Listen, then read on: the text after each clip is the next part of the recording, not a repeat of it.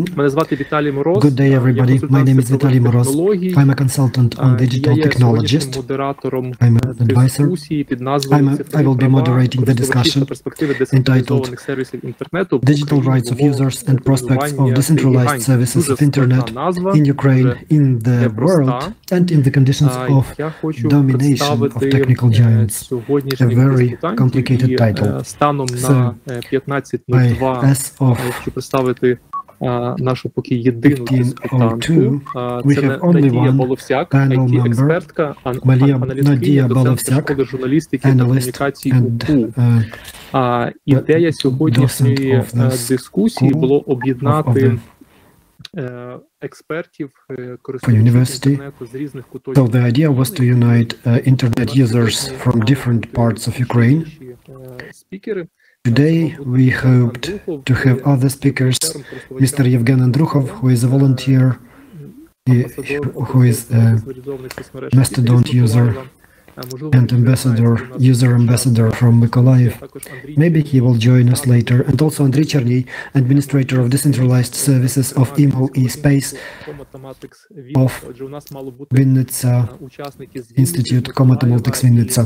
We hoped to have participants from Vinnytsia and Mykolaiv, and Nadia is our expert from Chernivtsi and Lviv.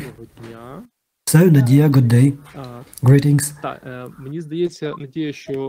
It seems to me that maybe for you this is going to be the first participation in the IGF UA. This is the first time you are participating in such an event. Nadia is a very well-known researcher of Internet. She is a professor, lecturer. So today we would like to have a discussion, a conversation about the modern Internet. As far as I remember from the previous discussions, today during IGF UA, we had a very important discussion on defragmentation of the Internet and how governments and corporations are creating their own enclosed spaces of Internet, their Internet bubbles. We know that Russia has been attempting for several years to create a sovereign Internet, their sovereign Internet. So this is not as it was meant to be by the founders of Internet 30-40 years ago. Internet was meant to be a comprehensive space, and we are getting back to these discussions again and again. Well, today I would like us to discuss what players, what stakeholders have a big impact on the development of Internet, and why technical giants that we have been discussing during many years, during previous events of IGF UA, why are they playing such a big role? They still play such a big role, but why the decentralized services are trying to undermine their leading role? And does Ukraine understand the role of decentralized services, what they mean, how they work, and where Internet is moving? So, probably, let us start with Nadia. So, Nadia, please tell us about your work in your institution, in your university. Tell us about your experiments. How do you research Internet? Greetings. As far as I understand, special greetings to Svetlana Tkachenko. Hope she can see me. Hello, Svetlana. Well, as for the research works, you know, as one of my colleagues from the faculty of computer sciences, he said that I'm a publicist, and this is what I do. But the students say that I love technologies, I like to tell about the technologies, whether on different meetings, in the lecture room of universities, during different events. So maybe you know, Russia today has announced that they have achieved the digital sovereignty. At 12:39, the Digital Ministry of Russia has announced that they have achieved the digital sovereignty. They have driven out, they have ousted all the foreign companies No, they are independent. I like quotation marks. I like big tech. I like technology companies. I like to trace their destructive influence on the market. I like to document it. I like to be concerned. But right now, I don't know. In my notes, I say that today's market, today's situation, today we have an ideal situation for competitors to big tech to appear, especially during the times of war. So if Ukraine will be a driving force for this competitor, I will not be surprised. But we also understand that during all this time of domination of big technological companies, they have done everything not to allow any competitors in the search engine, in the social platforms. However, as for the search engines, the situation is so bad. We have Google, we Google something, and we are not able to check the Google, to verify the Google results. So we have to have trust in the Google results. And we are not able to check anything. When we had Yandex, we could have checked something, but Yandex right now is engaged in propaganda only. As for the social platforms, this is what we can say.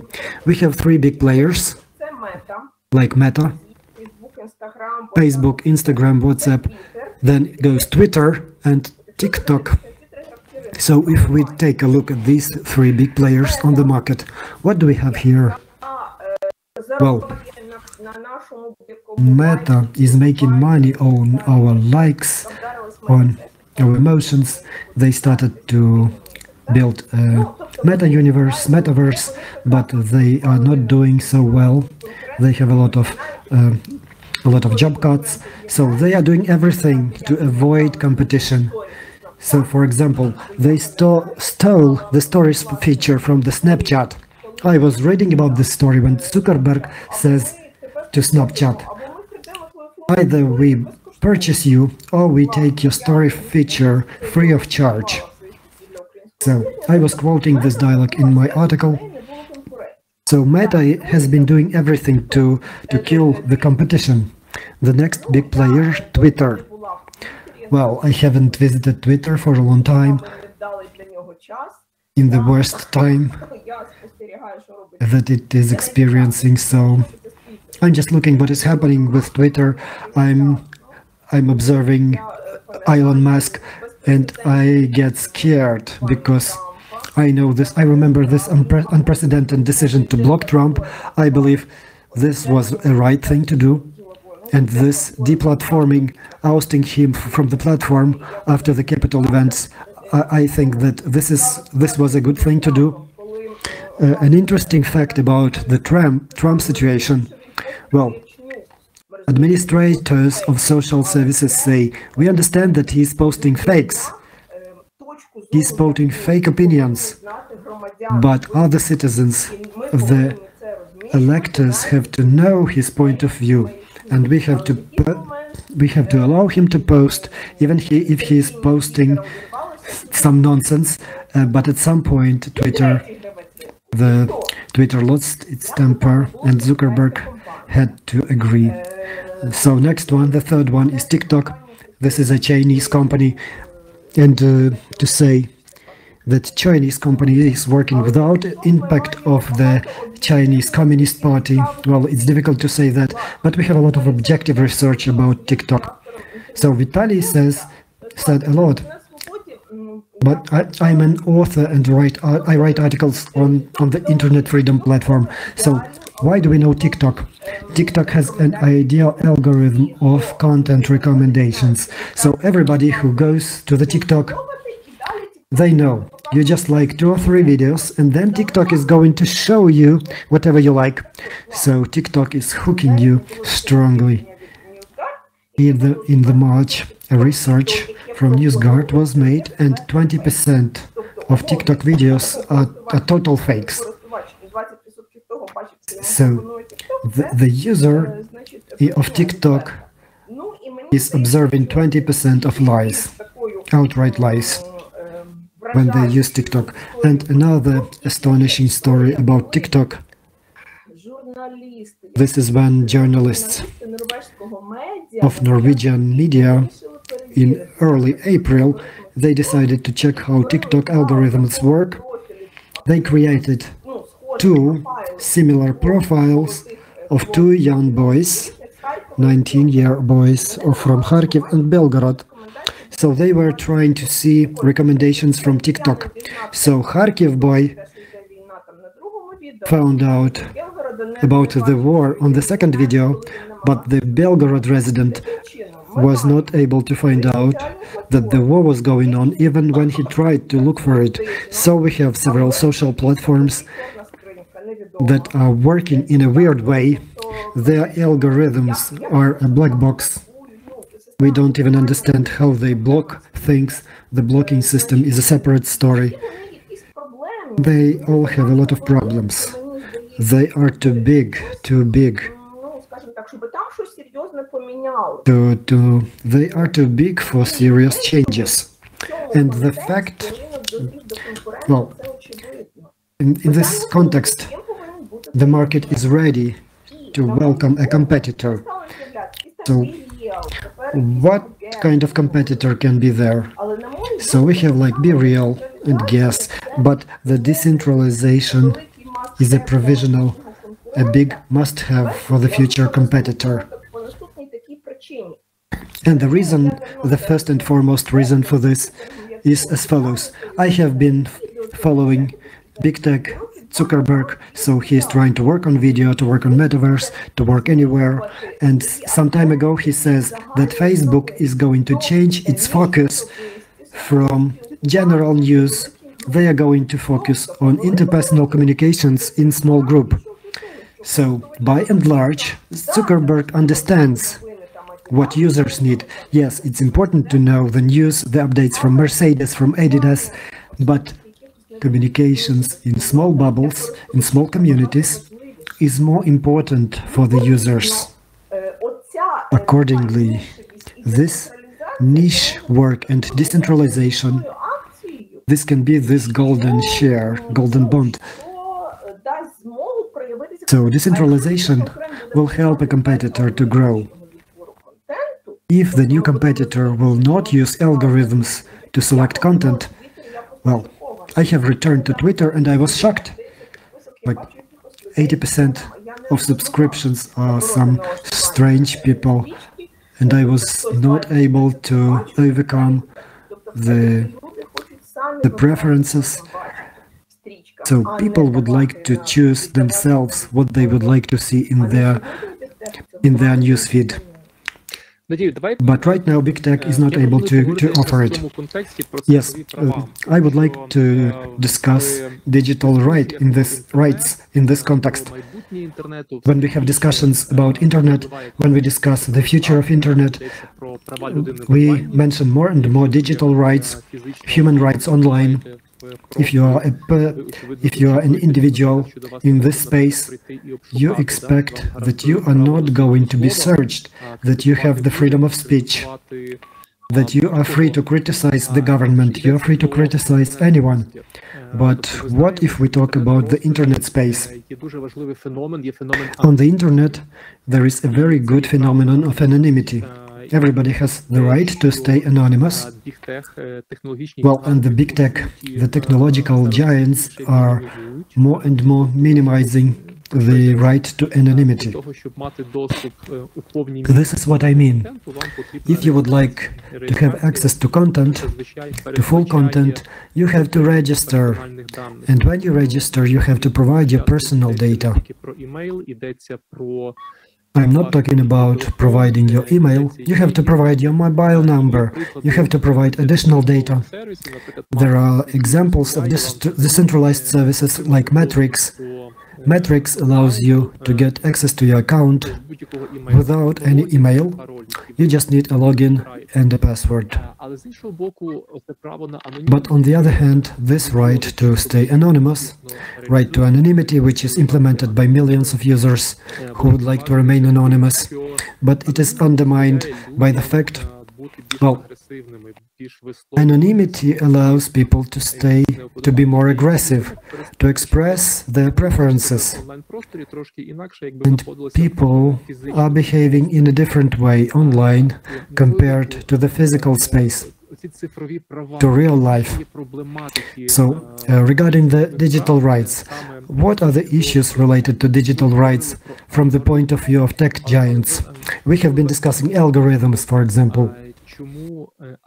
Let us try to explain why algorithms mean interference into the rights of people to select the information they want. Just yesterday we had a discussion of this issue with my students, so I'm really prepared to discuss it. Let us have a look at Google. This is the only search engine. Of course, DuckDuckGo may be an alternative, but if we talk about Ukrainian language, if we talk about search requests in Cyrillic language, a person can only use Google. There is no alternative for Cyrillic languages.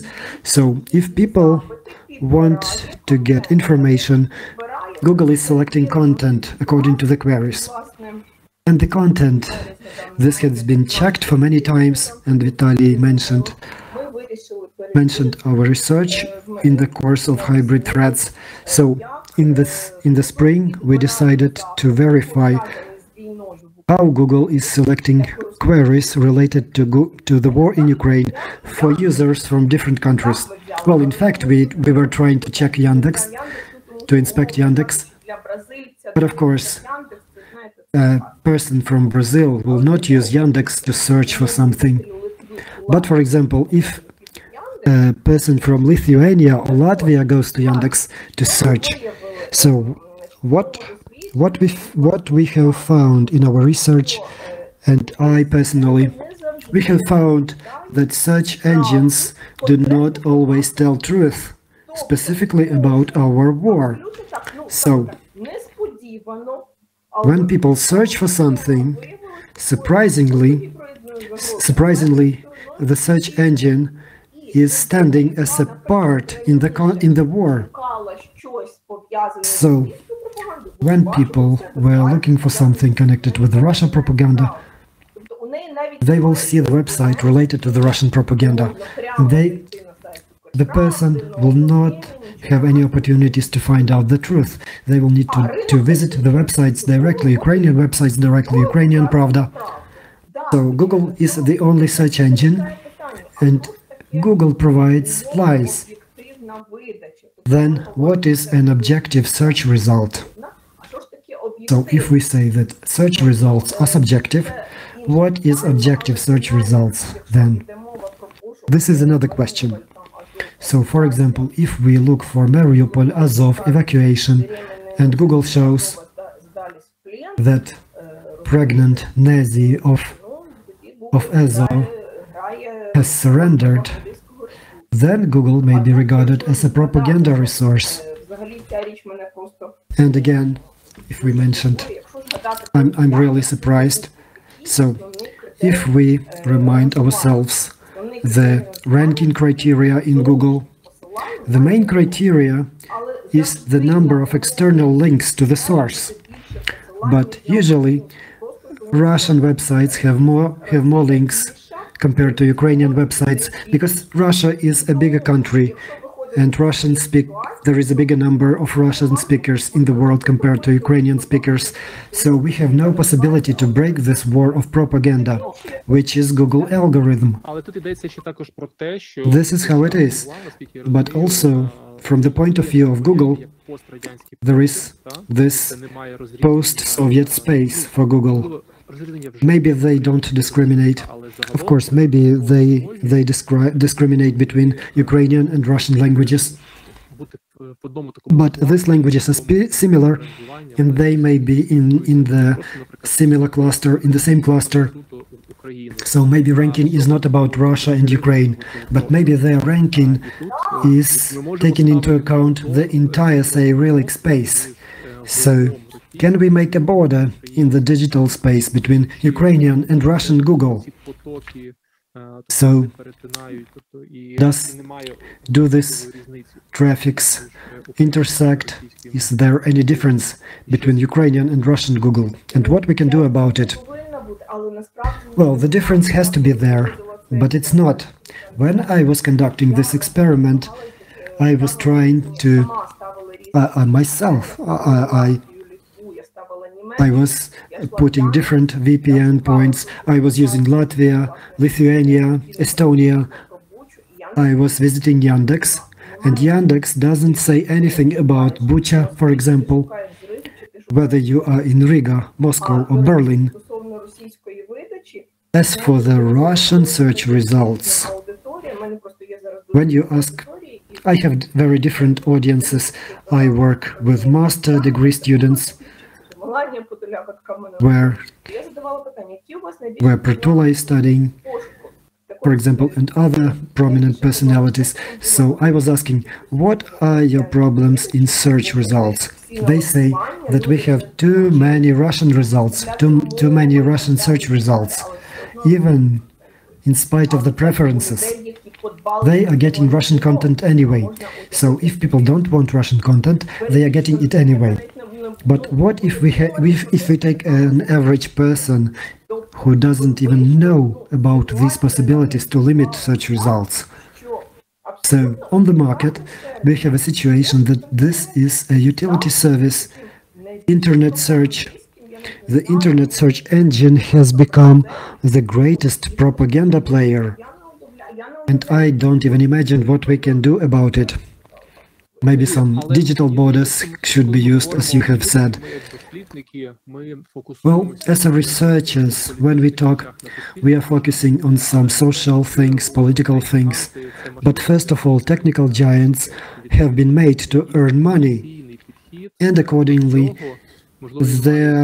they are business-minded, they have commercial approach, and maybe this is influencing our search results. I believe that technical giants need those algorithms to get more and more advertisements.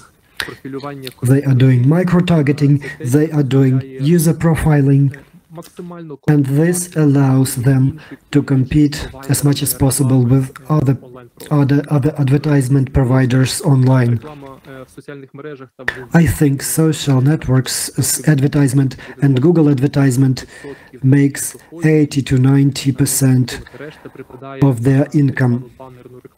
The other things are banner ads, which is believed to be not so efficient, because banners show information to all the users on the website. Banner ads don't have targeting. The same message is shown to a student and an elderly person, but these audiences are different.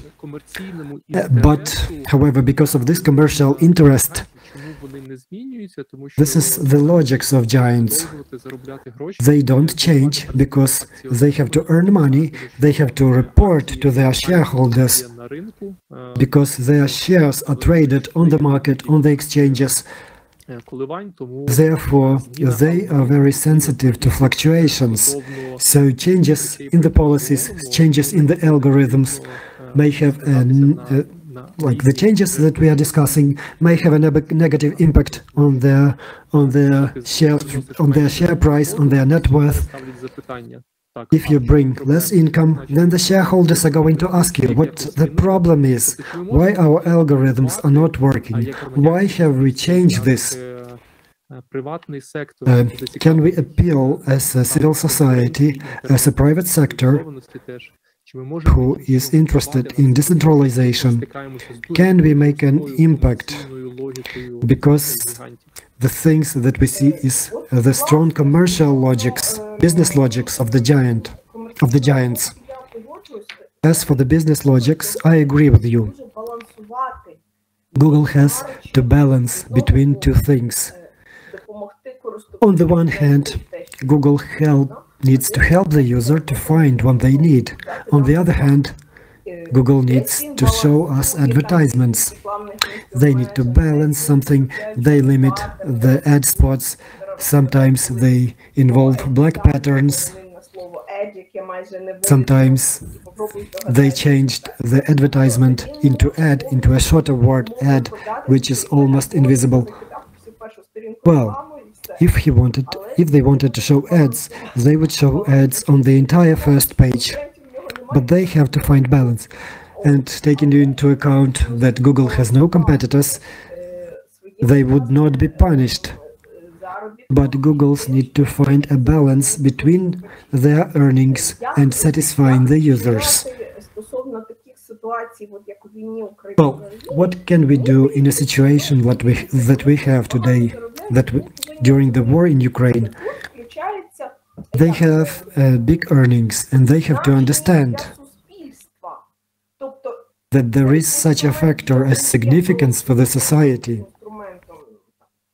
So, this is not just a tool, this is not just an online service.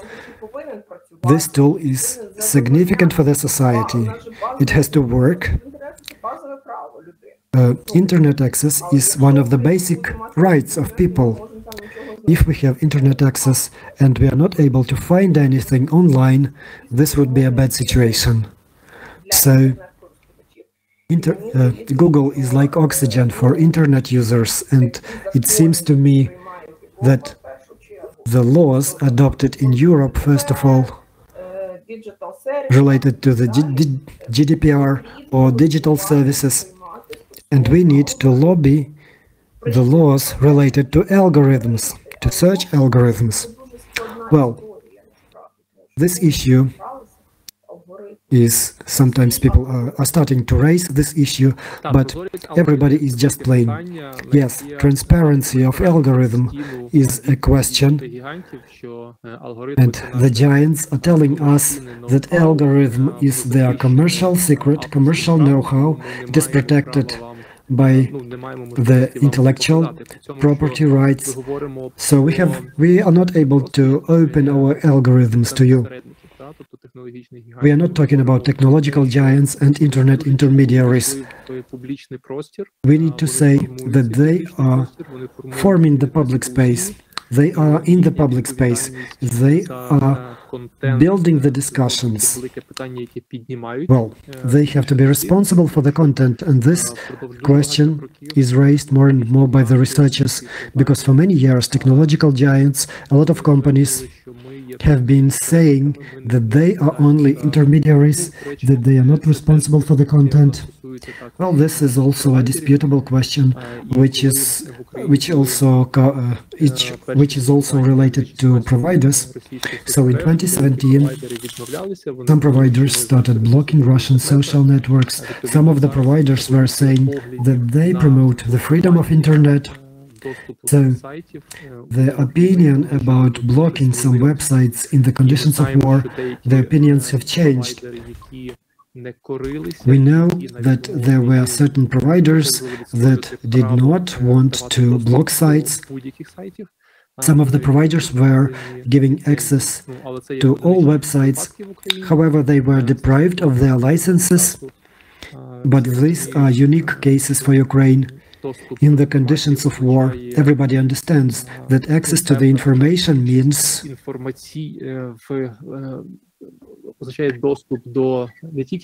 access to the information means access not only for regular information, but also to the propaganda content as well. So, the ideas about providers' role, whether providers can block some resources or not, so the ideas are evolving, and unfortunately, this is probably the unwanted scenario that we have. Of course, we would like to live in the conditions of the ideal initial internet that we used to have 30 years ago, when there were no algorithms, when this story was not commercialized. And the internet, the entire internet was like a big Wikipedia, where you can travel and get some beautiful knowledge. But let us move on to our understanding and ideas. We and our participants we all understand how giants work. But what about decentralized services? How do they work? When you start discussing decentralized services online, very often there are a lot of misunderstandings. Most often, figures are speaking for themselves. When you try to compete with technical giants, you are competing with billion audiences.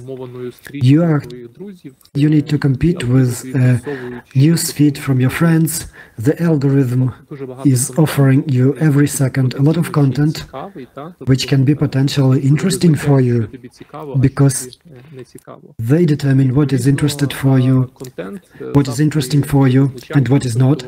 So the content is always deciding.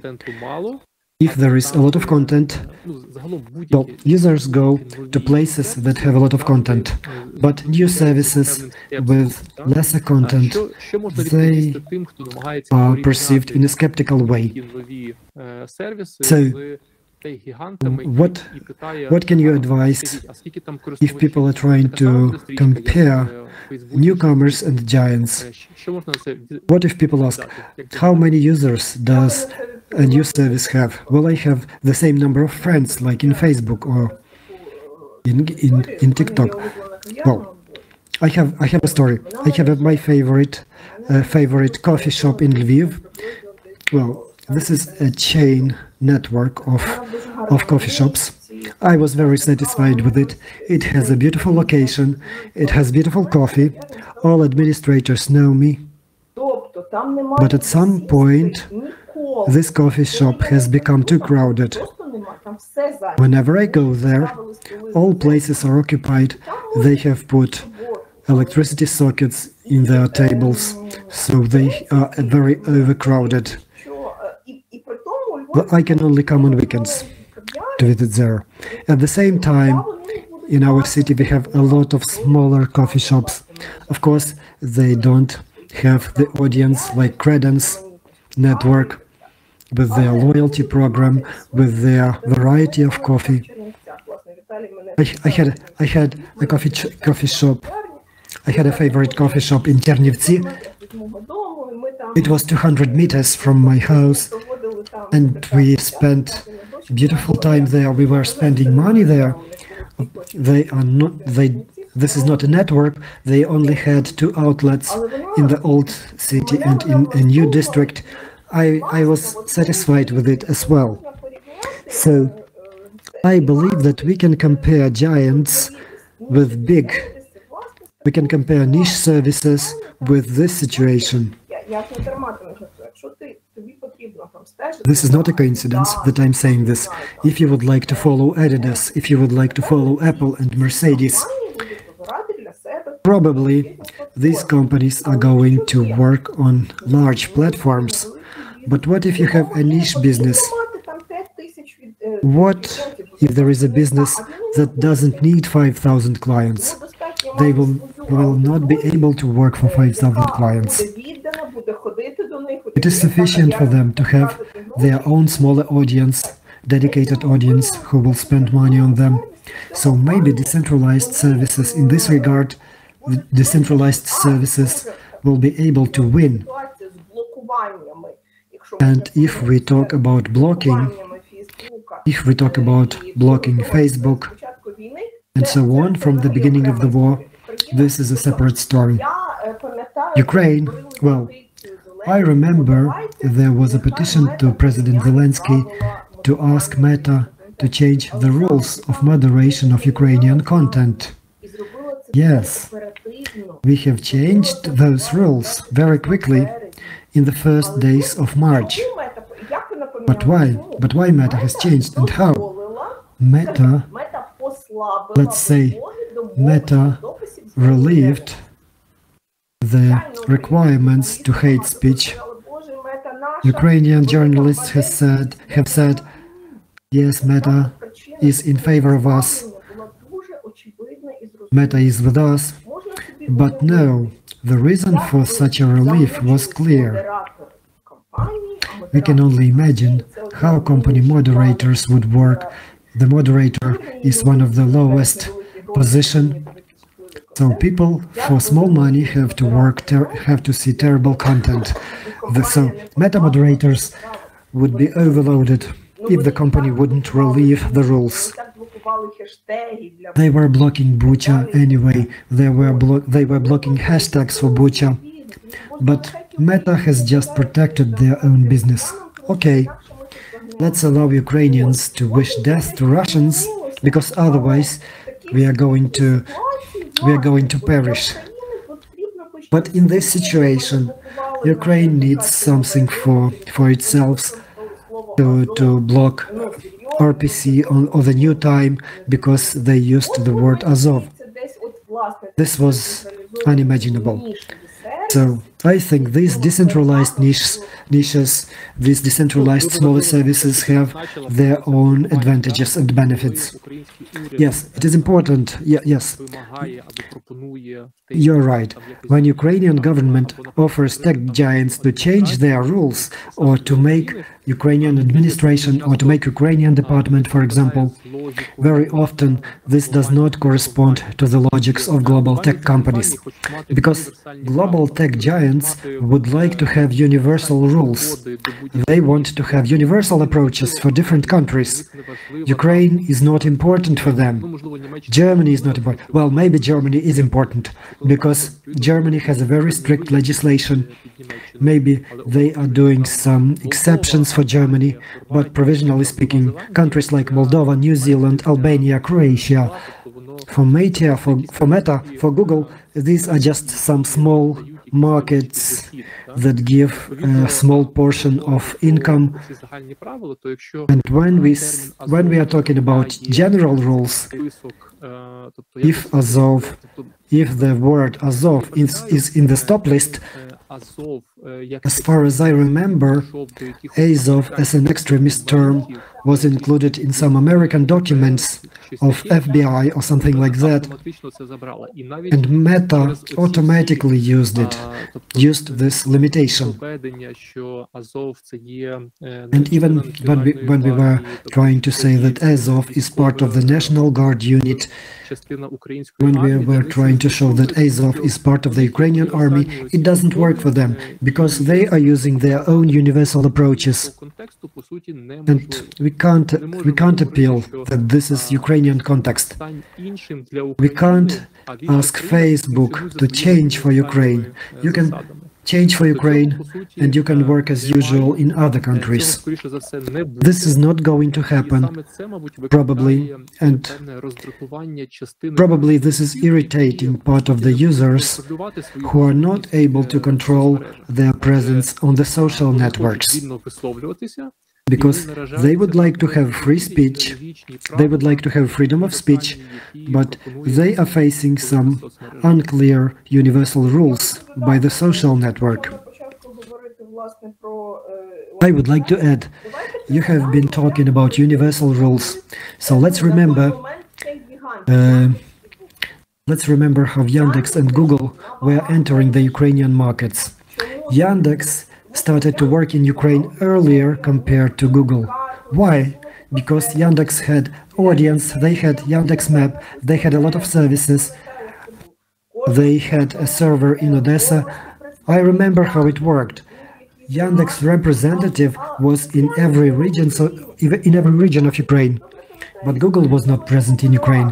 Hostmaster remembers the story with Google and domain. Dima Shelkiv was the only person representing Google for many years. And why we don't have Google or Facebook?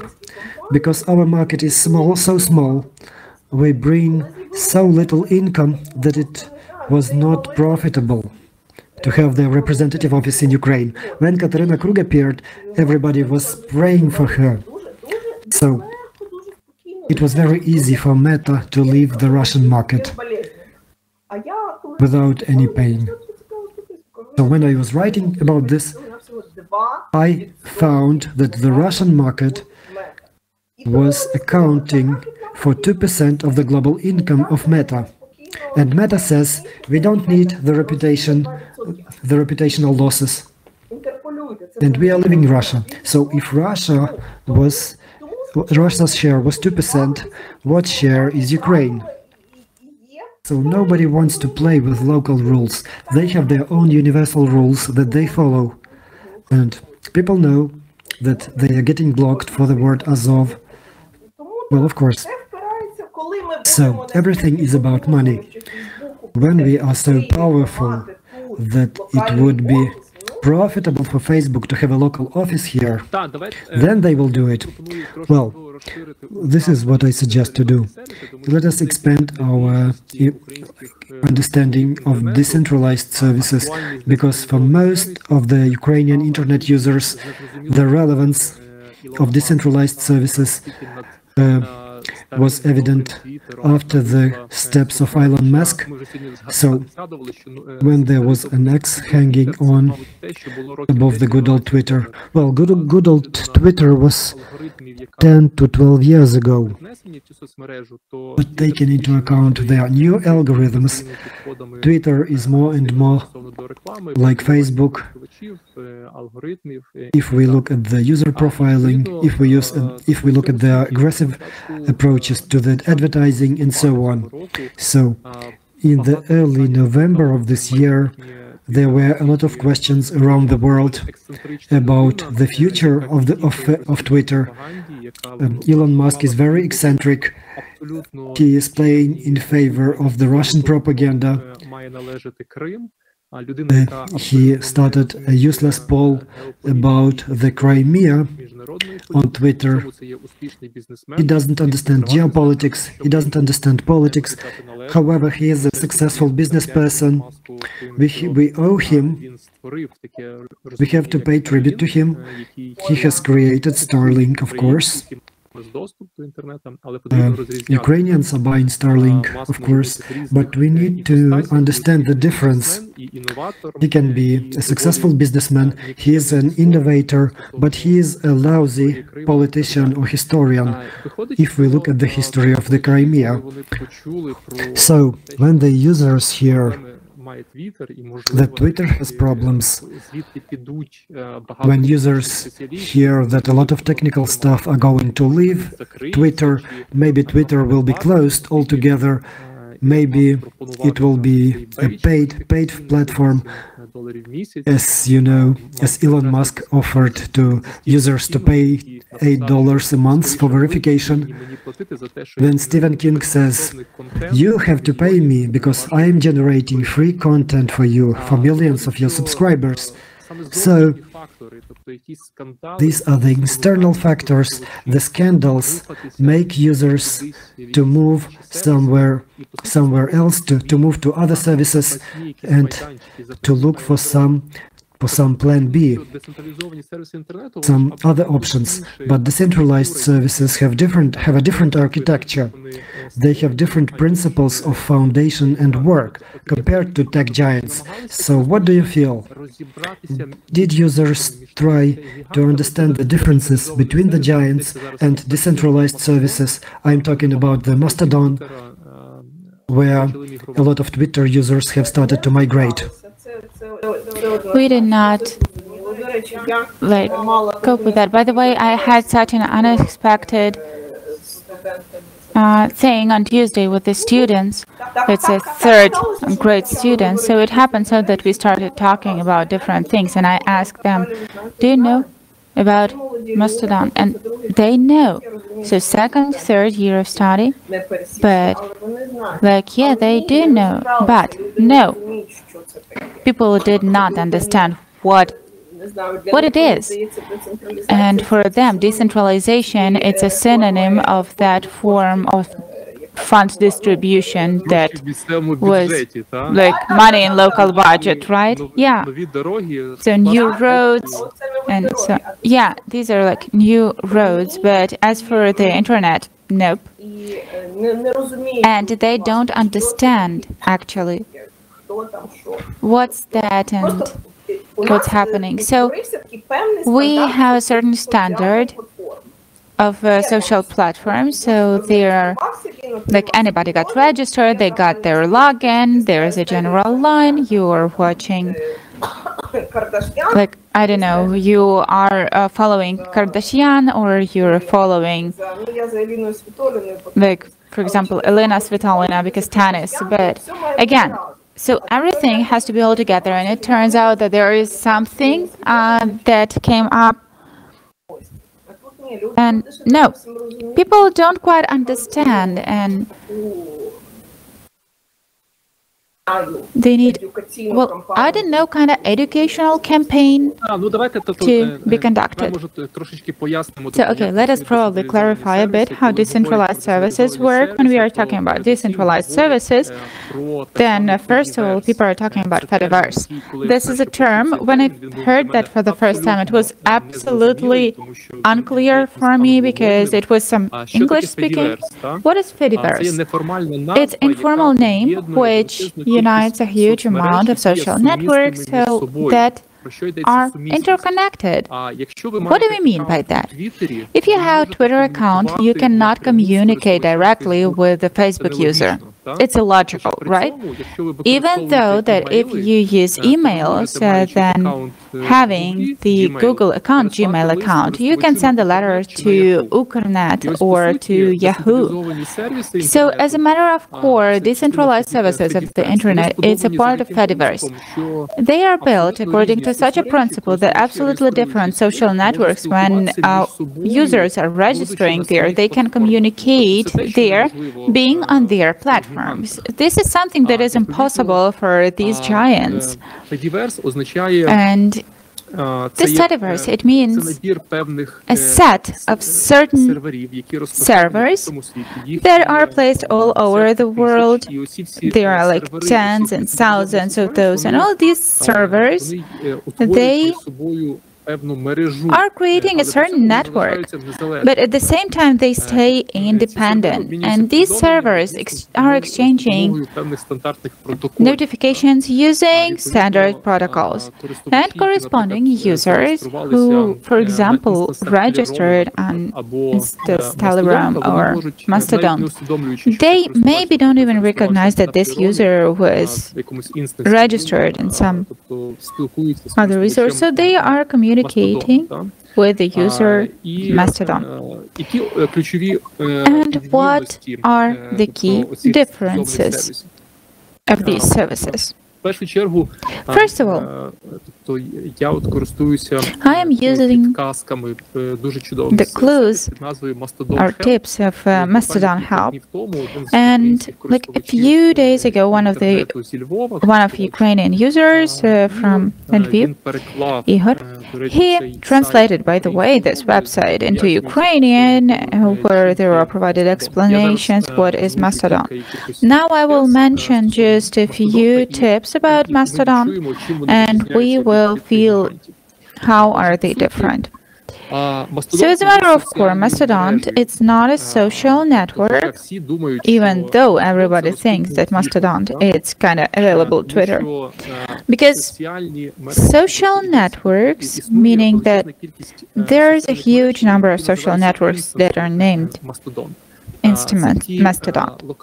These are those local servers that are used by everyday users, but they are using Mastodon interface in order to be registered. So correspondingly, each user in any place can create their own place and create this kind of a server. And as soon as they do this, they can invite users, and these users can communicate with others who are located in Germany, in France, and other countries. So correspondingly, because of that, we are talking about this kind of federation of servers with the name of Fediverse. Yeah, and it's incredibly important also to understand that these giants, they have really clear and understandable owners. Zuckerberg, Twitter now has got Elon Musk.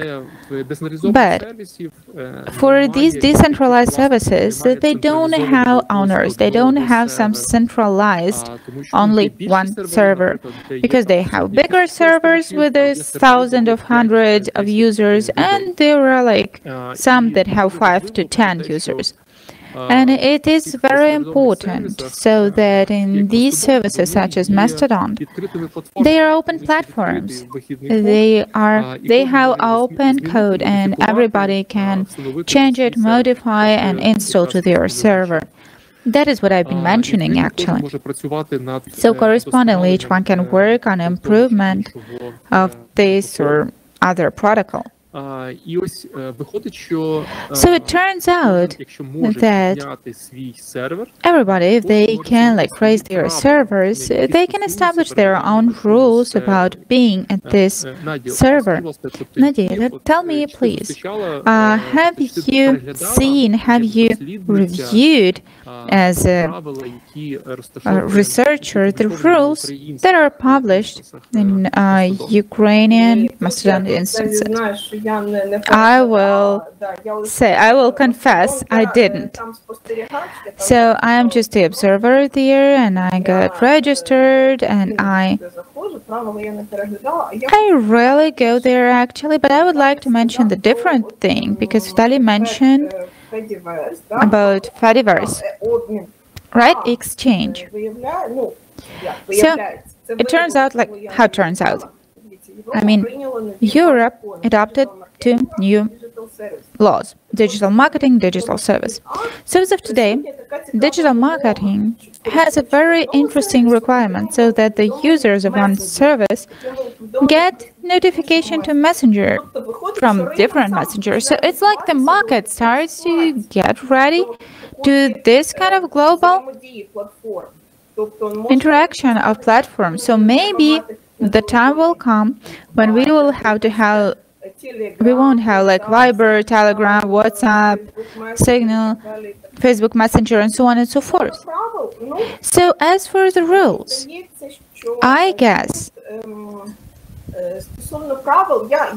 as for the rules, I'm not gonna comment those,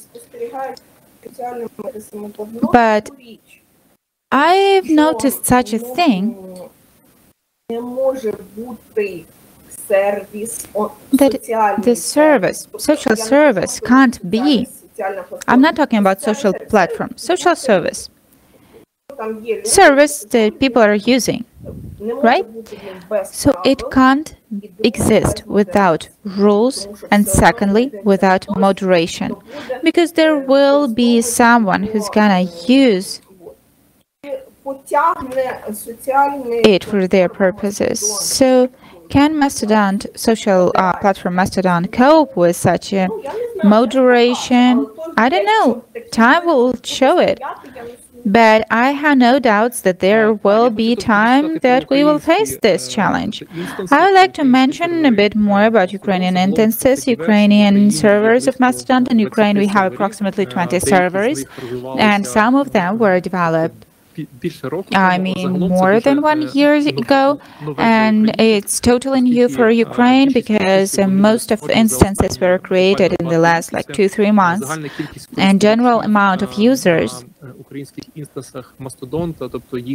at Ukrainian instances of Mastodon, a few thousands, but they are developed dynamically, even though it's not a big amount right now.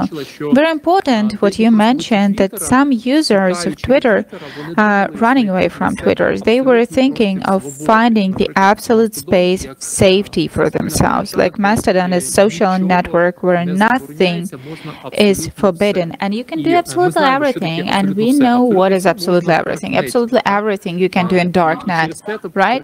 And therefore darknet is illegal. So it's very important when you are raising your own instances, you are creating your own server, you are establishing your rules, and when the users are registering there, before registering, they either agree or disagree with the rules of this server, and they can refuse to take up registration because they disagree with the rules. I want to bring up a few Ukrainian examples of Ukrainian servers of Mastodon and demonstrate what kind of rules are there nowadays. So,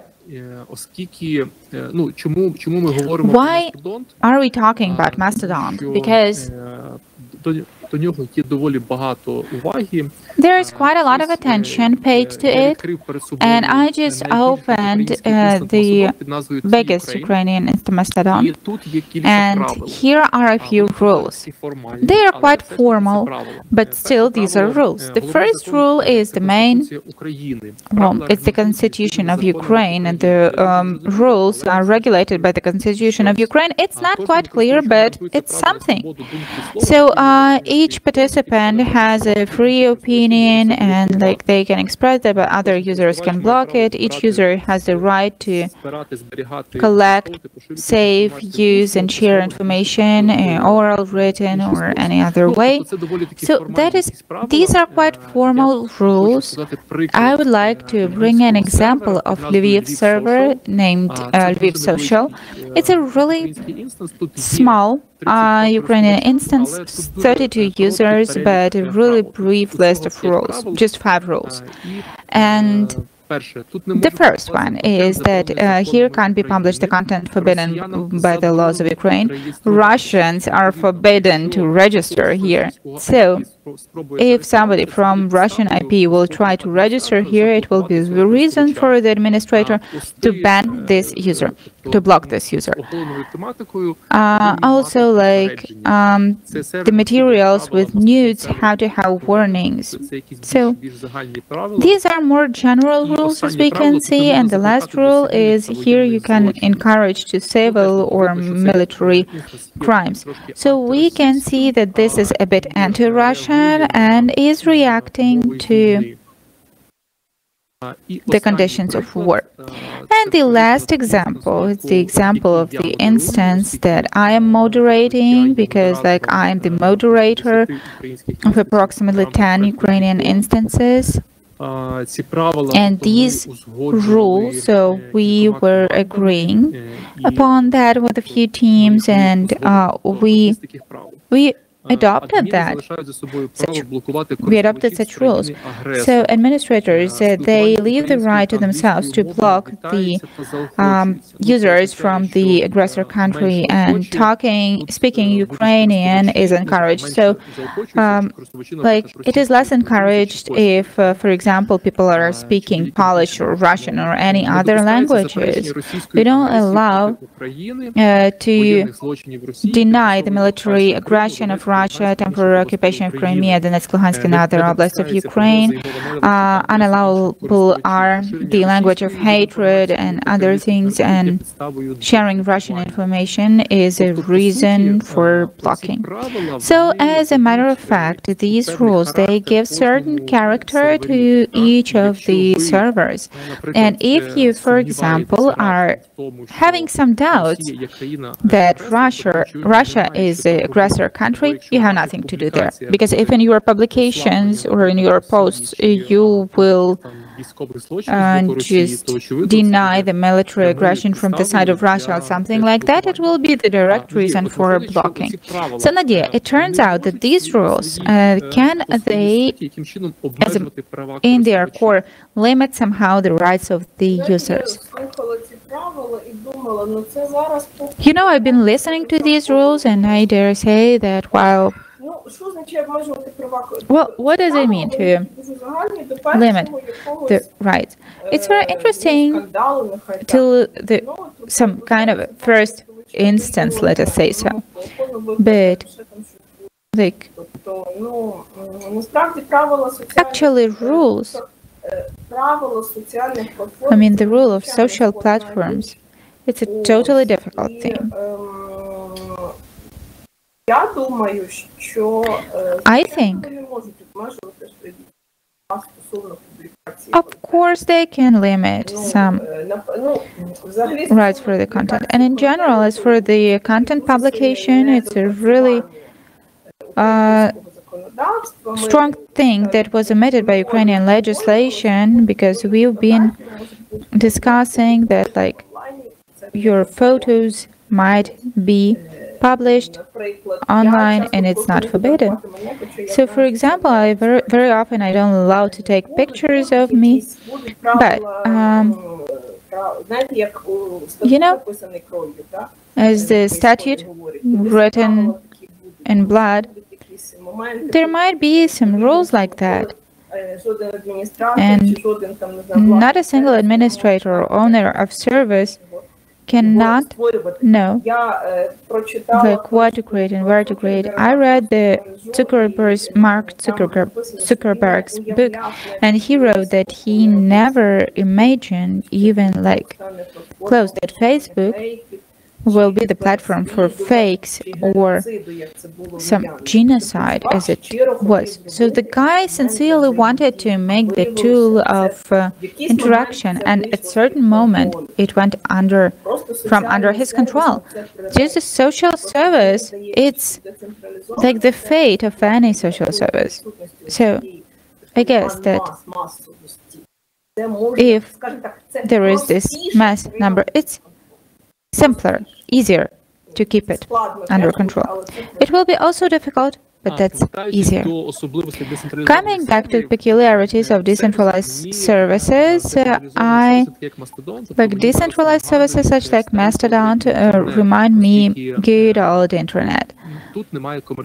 I mean, here we have no commercial interest. It is hard to imagine the person, for example, who is raising the local server, and they want to talk there to their friends or people who share their opinion, and very often they are using the geographic principle, because, like, for example, open servers in many cities from Khmelnytsky to Kherson, and also there might be thematic instances, and for example, people might communicate on the anime topic, or maybe those who like domestic animals. And if we can see that, for example, those who don't like animals come to these services, then maybe they have nothing to do there. But very often it turns out that here we have no commercial part, and if there is no commercial part, then there is no algorithms. And because of that, decentralized services are not interested in getting the demographics of their users. Why? If we are not playing the advertisement, why should we get your year of birth, your sex, number of children, education, and so on and so forth? So all of that is not necessary, and this usually attracts those people who are sensitive to their right for privacy and confidentiality. So as a matter of course, this is like something that existed in the internet like 15 years ago. So if there is no advertisement, there is no need for algorithms. And correspondingly, what you see in the services, it is shown differently. And something that isn't shown on Twitter and Facebook is shown corresponding to your previous ideas, your digital world, your interaction with other users, and advertisement that is given for demographic and other interests. So the line is formed in such a manner that very often you can skip very important information about war, for example, or some of your friends who are asking for help. So this asking for help is kind of not correlating with our current communication. Like for 2 weeks, for example, you didn't send money to anyone. So the line will just hit this publication from you, and you won't be able to help your friends. So in decentralized networks, The line is formed in simple chronological order from the oldest to the newest notification. This is the core difference, and actually that's very interesting, because indeed you can see all the messages from those to whom you are subscribed. If you are subscribed to a certain number of people, you can more or less understand what's happening to them and what they are writing, and they cannot fall from out of your attention for some time. Can we say that good old web is coming back with all these decentralized services, or it will remain something really niche? And well, first of all, the date of birth you need to know. Anyways, I don't know about limitations, age limitations, but there should be something like that. It seems to me that the world is so tired of algorithms and tired that somebody is making a decision instead of us, that it actually might be this advantage. The pain point of the client. So that is, we have to find the painful topic for our client, and we have to find the solution, right? So we were looking, like, what's with war? I remember that back then, before the Eurovision, I decided to look for Kalish in the Instagram, and Kalish just got that point. I couldn't find the official page with thousands, hundreds of subscribers, because this is what Instagram decided. Like, why somebody has to decide what I should see and what I shouldn't? Like, at the end of the day, why does the service make decisions what I want to see and what I have to do? But it seems to me that this competitive advantage, like, there is everything in this case. But again, we understand that it won't suit for a global. And you know, we are coming back to RSS, like, why not? Old technology, but it works. Right.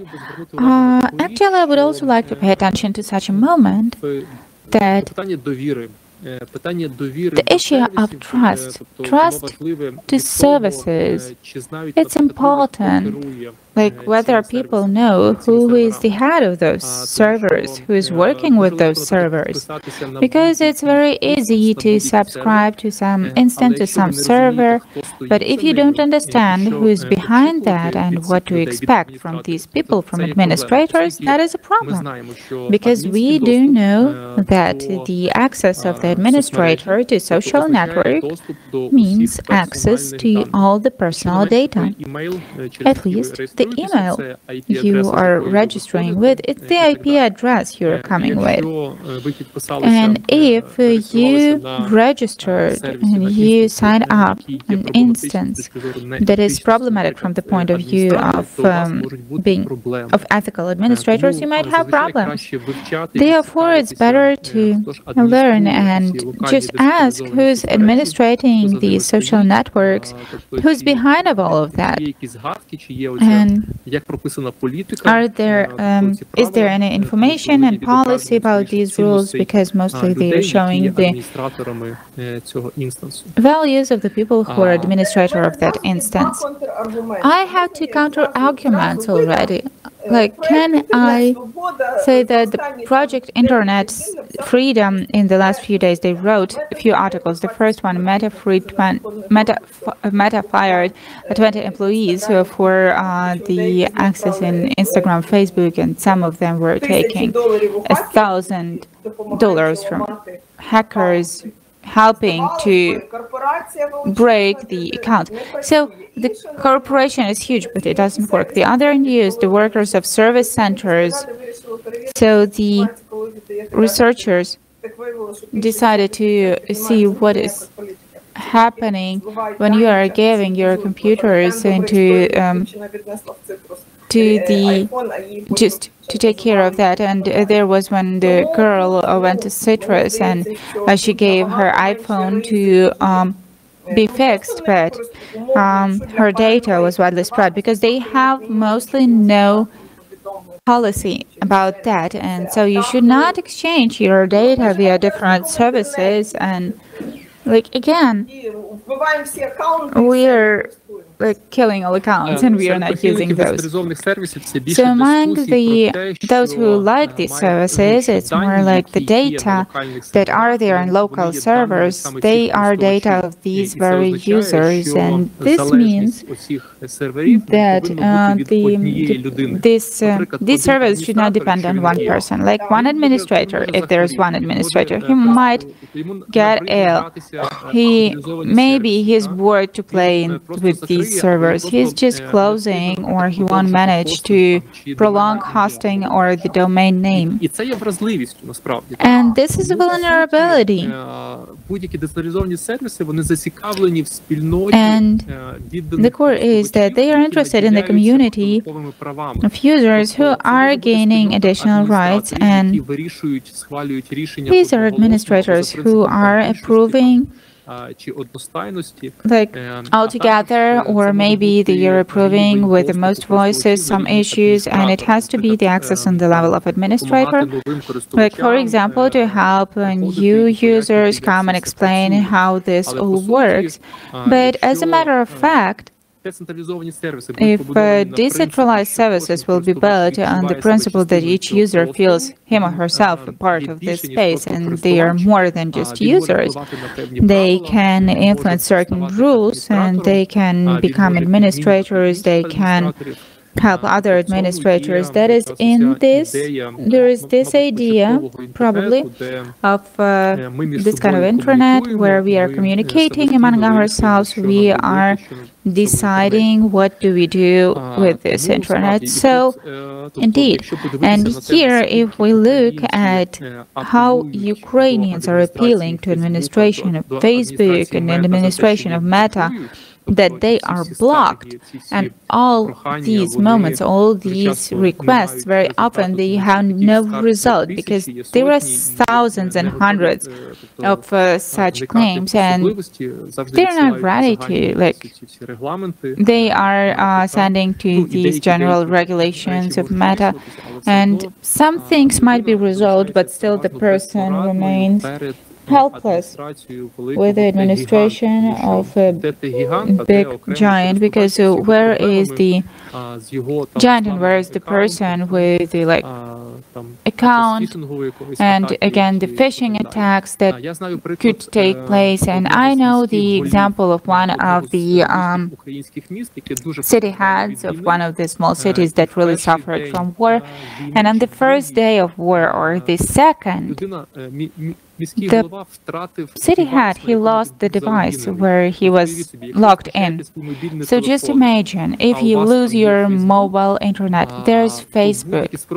So any attempts to gain access to your account, if you lost the device you're entering from, you will fail in most cases. So now on this thing with gaining access, like for example, the person has access to, like they remember their password, their login, but still they can't get access to their account because, like they say, you are coming from unusual geolocation, so it's the other IP, we can't recognize your device, that is, you have some other device. Are those hackers or some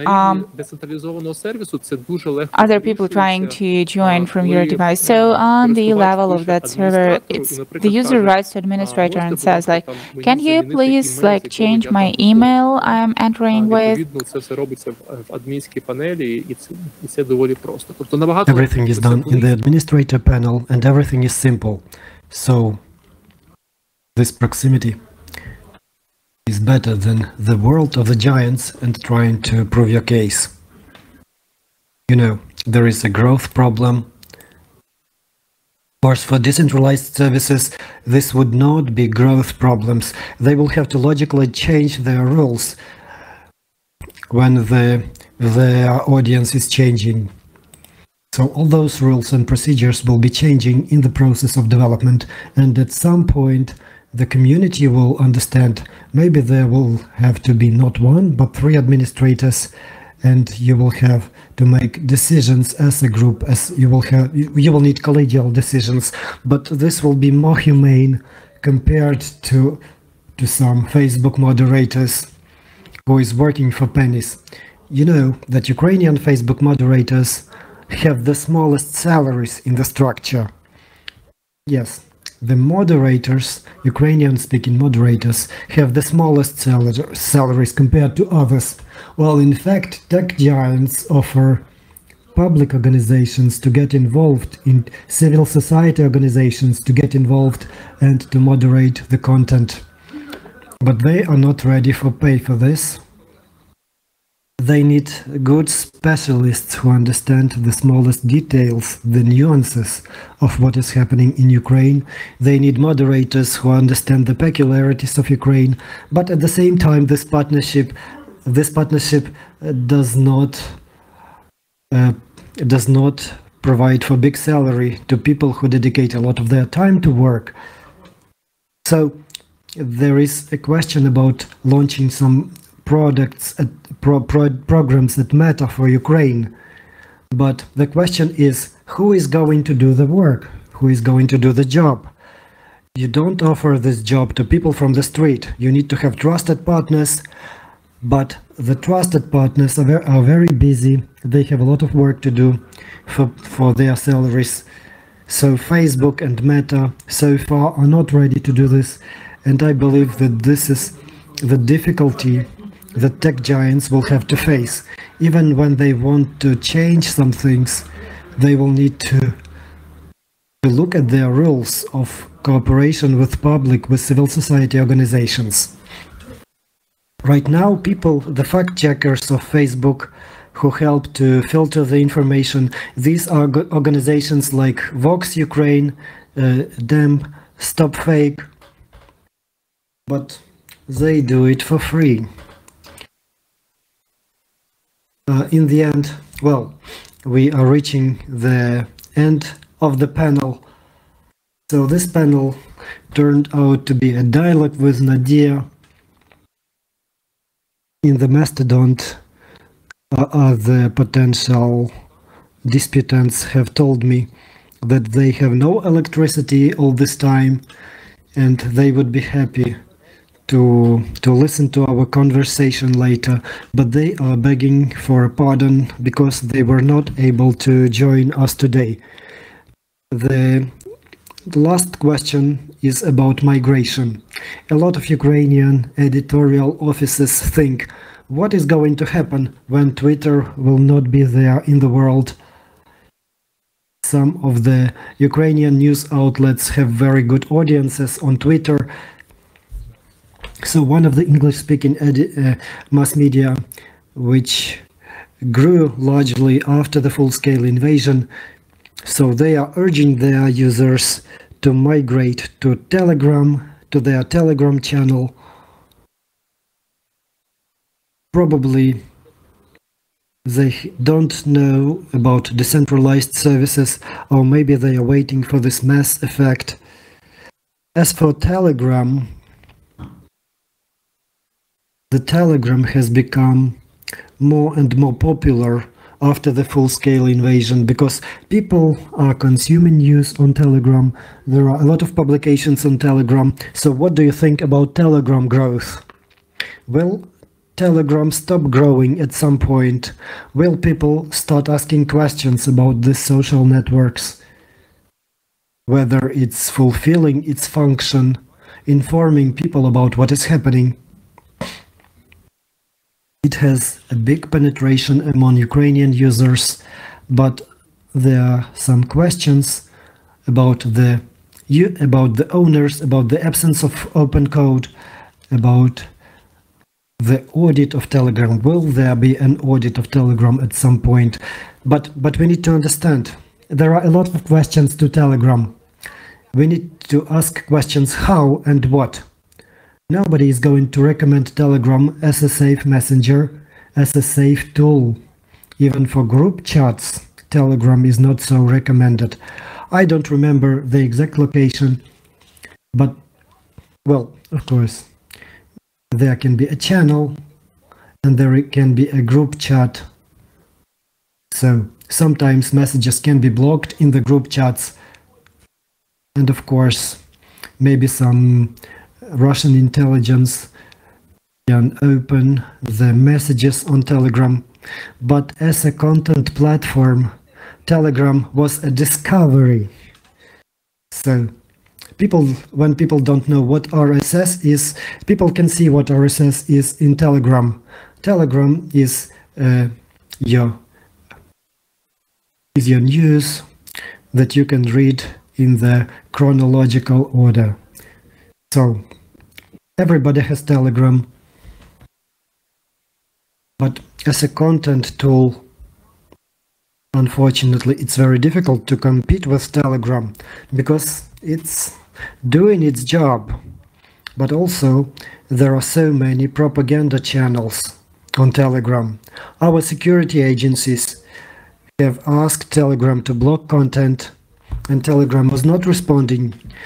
And Germany made a fine for Telegram because Telegram has no representative office in their country. According to the German legislation, Telegram has to have an office in Germany to receive complaints from people. So Telegram is somewhere in the gray zone, in the shadows. And I believe that our society is not yet ready to think. So why Pasha Durov is living in Emirates? Where does he get money to live in the Emirates and to pay for his service? So, Digital Transformation Ministry in the Telegram. We have chatbots in Telegram. I would like to remind you about the research from Detector Media. They have been researching the Ukrainian Telegram ecosystem. They determined the 100 largest Telegram channels in Ukraine, and 70% of those channels are anonymous. You cannot identify who is standing behind those popular Telegram channels. Of course, there are Telegram channels from Ukrainian government, local administrations, military administrations, local self-government. They can be identified as a reliable source of information because they have real names behind them, real people behind them, but also there are anonymous Telegram channels. This may be incorporated FSB Telegram channels like Sheptun, legitimate ones, Black Knight, and so on, and other names. At the same time, they started this fashion for other services. Because right now there is channels like Flash and Trucha. Those channels provide sort of good, reliable information, but we don't understand who is behind those channels, whose interests are behind those channels. There is some media center of Trucha where you can go, but can we ask them about their standards of work? Do they work in line with Ukrainian legislation? And the same Flash channel. For example, they can publish nine truthful reports and one propaganda report. So this is a problem. People can have trust in the true messages, but they also read propaganda messages as well. So in the end, I would like to say that for all those users of Twitter who are looking for alternative platforms, if you are looking at the decentralized networks, if you would like to open your account in Mastodon, you can have automatic cross-posting from Twitter. So everything you publish on Twitter will automatically be published on Mastodon, so you can save all your Twitter content. What if something happens to Twitter? You will have a backup copy. And then you can go to Mastodon manually and interact with the users. So let's make several conclusions about our dialogue. Let's use this opportunity from IGF UA. I'm very sorry, because some of the Ukrainian moderators were not able to join us, and they were not able to share their experience of managing local instances in Ukraine. Yes, it would be so interesting to listen to their problems, because we know about meta problems from New York Times, from Washington Post, but we know nothing about Telegram problems at all. Do they have problems? We learn about Telegram issues from The Guardian, but it would be so interesting to know how they work. I don't know. You have to remember the tweet events in Uzhgorod and so on. After the victory, we need to plan a Mastodon event where we can share the experience of administrators and promotion experience. I wouldn't call them conferences, or I would call them anti-conferences. This would be interesting. To have a discussion, to do some networking for people. After 2 years of pandemic and after a year of war, people will be glad to do this. Yes, every one of us need to do their best to make the victory as quick as possible. We need to thank to the Army of Ukraine, to the Armed Forces of Ukraine for holding the front line. We need to thank to our electricity workers for electricity, for light. I'm not talking about all towns of Ukraine and different regions of Ukraine.